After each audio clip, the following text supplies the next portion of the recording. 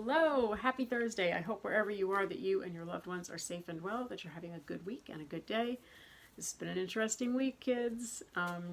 Last Friday night, like well after office hours, I got a phone call from my stroke specialist who has been on vacation and he was not back in the office until earlier this week. But he had gotten my message about whether or not I should see the hematologist and everything because of the factor 2 and all that. And so he said, he gave me a name of somebody, sent the referral in, and said that he knew from my message that I was seeing the pediatric cardiologist yesterday, and he said, I don't want you rushing into anything. He said, we are a long way from knowing what caused this stroke. And so I was like, well, that's kind of ominous. Thanks. I mean, it's true. And when he sent the referral, apparently he told the office that I had had a cryptogenic stroke. So I was thinking, cryptogenic, that sounds like Bigfoot, like a Bigfoot stroke. But that just means that they don't know why it happened. And that's true. So, cryptogenic stroke. It sounds very sci-fi to me. But anyway, so I agreed not to rush into anything because it's like, hello, you don't know me for a very long time, but I don't rush into anything medical because no, that's not me at all. Just ask my other doctor, my pain management doctor. It'll take me years to decide to change meds. Like, no, I'm not rushing in to get my heart fixed. Anyway, not fixed, but patched. But anyway, so I go to see this doctor yesterday.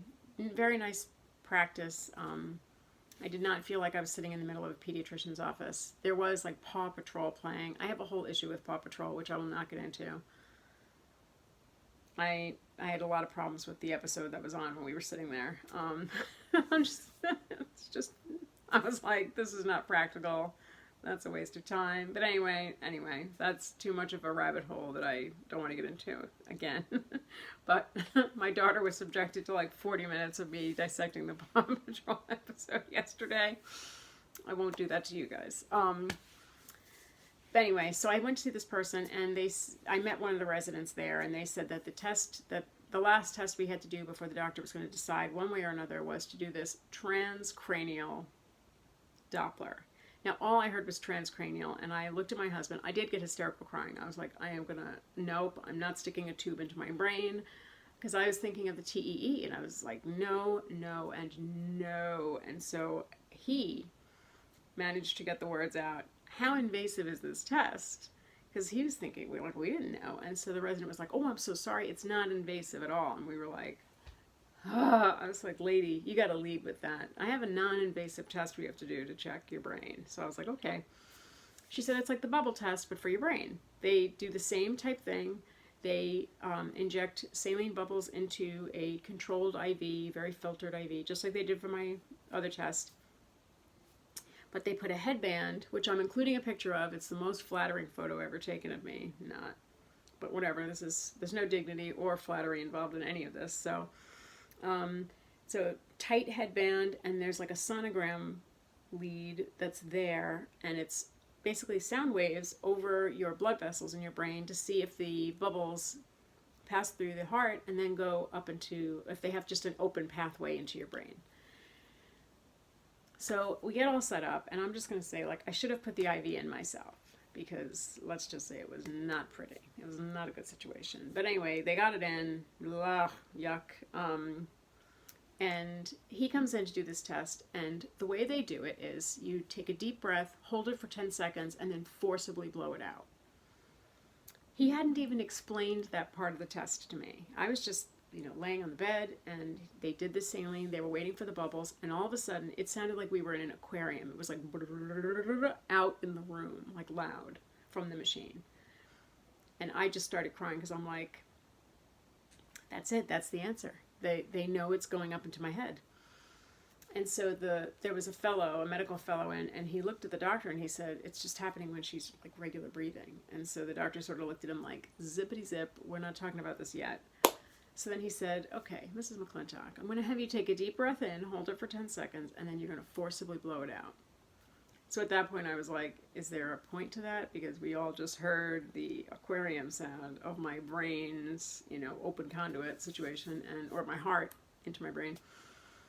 he's like, let's just do it. So I did it, and then it was even louder. It was just, it was bubbles. It was like being in a fish tank, honestly. And so he said, okay. And I said, well, that's bad news. And he said, it's good and it's bad, and I'm going to tell you why. Let's go have the consult. So we go in, and he said, it's bad because I know you're in the situation, you had a stroke, and you have a hole in your heart. He said, the good news is I can do something about it. He did not say, let's book the surgery right now. He did not say, you have to have this or you're going to die. He didn't say anything alarmist. He didn't say anything scary. He gave me data. He gave us information. He gave us the statistics on people that have it patched, the people that don't, long term. He said, I feel very strongly, and I can say that now after the transcranial Doppler, that this had a role in your stroke. He said the patent foramen ovale for sure played a part. He said because the saline bubbles went in, went through the hole, and then went right up. And he said, and that just means that they, it had a clear shot right into my brain. The clot did. He showed me what they patch the hole with. And I was thinking, if this was about somebody else, if this was just a, hey, do you want to see cool medical stuff, I would have been like all about it. Sitting there looking at it, I was like, I'm gonna vomit. I couldn't. It was just very upsetting. It was very overwhelming. It's kind of amazing though when I look at it 24 hours later. It really was very cool, and the technology is fantastic. One goes through the vein, one goes through the artery. They meet in the middle, and then your regular tissue just sort of grows over the patch. And even thinking about it now, though, I can't. Never mind. Forget it. Sorry I said that. I'm sorry I said that. Forget it. Anyway. But I was saying, he didn't say, let's book it now. He said, so what's happening? So I was like, well, I have to see the hematologist next week, and they want me to. And he said, here's the thing. Do you have their name and number? Give me that. Give me the stroke specialist number. We're going to all get on the same page. I'm going to tell them what I found out today, and we'll go from there. And how about we have a video call in 3 weeks? So I was like, wow, he's very reasonable, very polished, very professional, I'm giving you the information. What you do with it is what you do with it. And he said, but here's the thing. The adults that come here, all of them hope they have a patent foramen ovale. And I looked at him like, when? He goes, because it can be fixed. He said, when they've had a stroke, when they've been in a situation like you've been in, he said, people don't want to not know why something happened. He goes, and you don't want to, you know how that feels. And I was like, yeah. And he said, so when we know why something happened, we can do something with it, usually. And he said, in this case, we can do something with it. And so I left very kind of lost in my own head, but looking at it that way, it is a very positive thing to know that we can't know why the clot happened. You know what I mean? He thinks it probably originated in my legs, worked its way up, went right through, and then zipped right up. But we can't know that now after the fact. What we can do is potentially fix it and hopefully long term help me avoid to have, having another stroke, which we don't want to have another stroke. I mean, we don't. We really don't. But this obviously pushes solving any of this back a few weeks because the stroke specialist has to talk to this person and that person, and everybody has to get on the same page and da-da-da-da-da. And we're looking at this being in May, probably, by the time everybody gets their act together, which I'm not. I want to be done. I want to fade into medical obscurity again and just manage what I have to manage and not deal with any of this because I am over it. But I know that you can't always get what you want. Because if I could, I wouldn't have a hole in my heart. None of this would have happened. Good things would be happening in the world. Obviously, we would all be in a different place. But here we are. This is where we are. Yeah, so I'm probably going to have to get it fixed. I feel like that's the safest thing. I don't, like this morning I was brushing my teeth and I had this terrible thought, like, am I like a ticking time bomb? But I think, the aspirin is helping, the Lipitor is helping. He said that's standard and that's going to remain.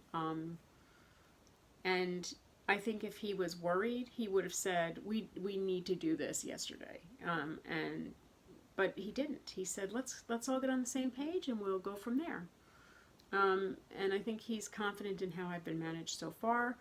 And we left feeling very good about it. I mean, good about him. Because, I like a doctor that isn't afraid to give me statistics and data, even if they scare the hell out of me. I would rather know that they know what they're talking about than somebody that's like, well, you know, I don't want that. That doesn't help me at all. I'm that. I'm like, I don't want the doctor to be that way. I want them to be like, okay, you were a nurse. Here's the facts, you know, or even if I hadn't been a nurse, this is what's happening. This is why it happened. We think X and Y had to do with Z. I do better, not with too much information, but with enough information that I can make an informed decision. And so that's where we are. We've got to get it fixed, and I can't even argue with that because I don't want to go the rest of my life being afraid. I don't want to do that. I've already been afraid. I am afraid. I don't want to be more afraid. So yeah.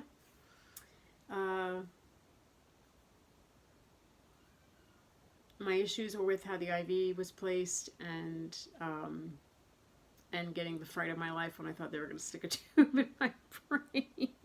I looked at my husband and I was like, I'm not doing that. And we were laughing when she left the room to go get the other room set up. I said, if they had told me I had to do that, I would have been like, I'm out, I'm done. And we were laughing. I mean, then we could laugh. It was like, because, you know, I had to get a grip on my hysteria. But anyway, that is where we are. That is what's happening. I hope wherever you are that you are having a low pain, no pain, low aggravation, no aggravation kind of a day, kind of a week, and kind of a weekend to come, because that is what we hope for. That is what we deserve. And that is my true wish for each one of you. Genuinely, I hope wherever you are in the world that you're okay and that your loved ones are all right. And here we go. That's that. I will see you tomorrow via the blog, next week for another video. Take care, be well, have a good night. Bye.